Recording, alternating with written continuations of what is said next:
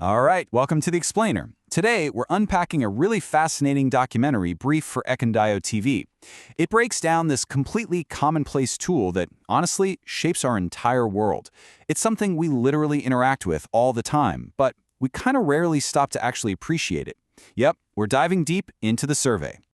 So, Section 1. Facts instead of guesswork. Let's jump right in. You know, you'd be absolutely stunned by how often massive, world-altering choices are made based on little more than a hunch. Just think about the stark contrast between these two completely different realities. On one side, we've got guesswork. It's all assumptions, it's super risky, and honestly, it's the equivalent of making decisions in a pitch-black room, just crossing your fingers and hoping you don't trip. But then, consider the alternative, facts. They're data-driven, informed, and precise. We can either stumble around in the dark relying on our gut, or we can use facts as the ultimate flashlight to just totally illuminate our path. The source material makes this transition from dark to light super clear. So the main takeaway here, smart decisions absolutely require facts. There's just no way around it. Whether you're navigating these really dynamic, bustling community interactions in African environments, trying to figure out what a specific neighborhood actually needs to thrive, or you're sitting in some high-stakes, modern corporate boardroom, the fundamental truth is exactly the same. Smart decisions simply cannot happen without cold, hard facts. You literally can't guess your way to sustainable success. Moving on to Section 2. The architecture of inquiry. Let's look at how this builds the very foundation of how we actually gather those much-needed facts. But before we get too deep, let's just make sure we're on the same page about what a survey really is. It's the systematic process of gathering information from a specific group to make informed, fact-based decisions. So it's way more than just, a random piece of paper handed to you at the mall or a quick pop-up on your phone. It's the fundamental architecture of inquiry.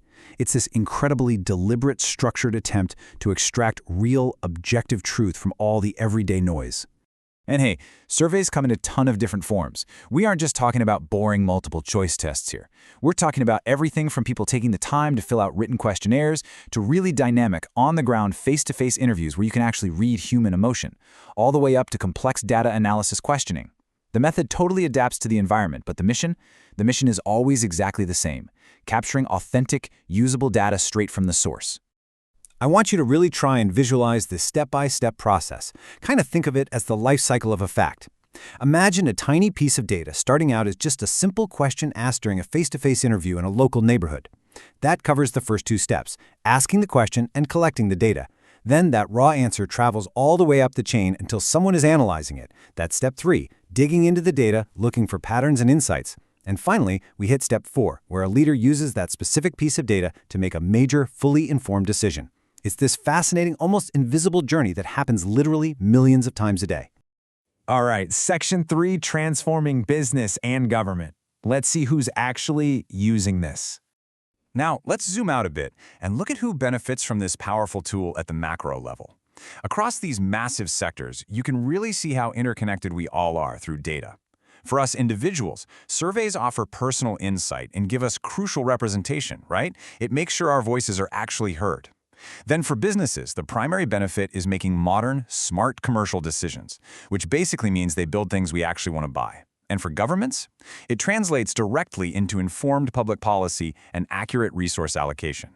It really highlights how governments and big modern businesses absolutely rely on this data to function and ultimately to serve the individuals sitting right there at the top of the chain.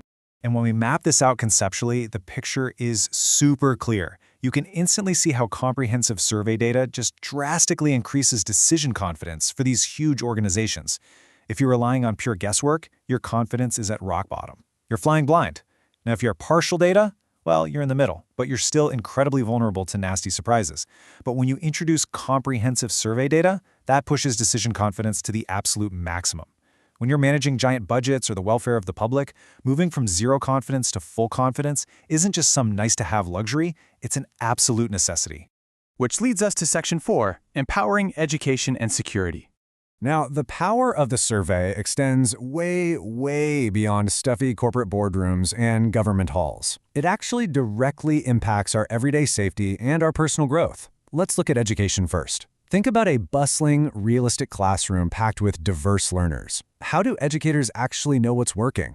Well, by assessing student needs, continuously improving classroom environments, and carefully guiding those educational paths. They use surveys to genuinely understand their students on a one-on-one level, so they can tailor those educational paths for maximum success. It literally removes the guesswork from teaching. And then, maybe even more critically, picture these really intense security operations. Out here, surveys take on a much, much heavier weight. They're used for analyzing community threats, optimizing security operations, and ultimately protecting citizens effectively. Real-time survey data and direct community feedback actually dictate active strategies that keep our neighborhoods safe. In these high-stakes environments, knowing exactly what a community is seeing and feeling isn't just about being efficient. It's quite literally about protecting human life. So, true insight? It really comes from combining all these diverse voices into one clear analytical picture. We've got voices representing students, business owners, everyday citizens, and security personnel. A healthy society, or honestly, a successful operation of any kind, requires synthesizing all of these different perspectives. None of these groups operate in a vacuum, right? So our data gathering absolutely shouldn't either. Okay, Section 5, asking the right questions. And that brings us to the ultimate takeaway of our entire explainer today. This one powerful message from the Ekundeo TV documentary brief just perfectly encapsulates the whole philosophy of why we have to value inquiry over assumption. Ask the right questions and you will find the right answers. It's so simple, but so profoundly true. If your data is flawed or if your decisions just keep blowing up in your face, well, actually, it's almost always because your initial question was wrong from the start.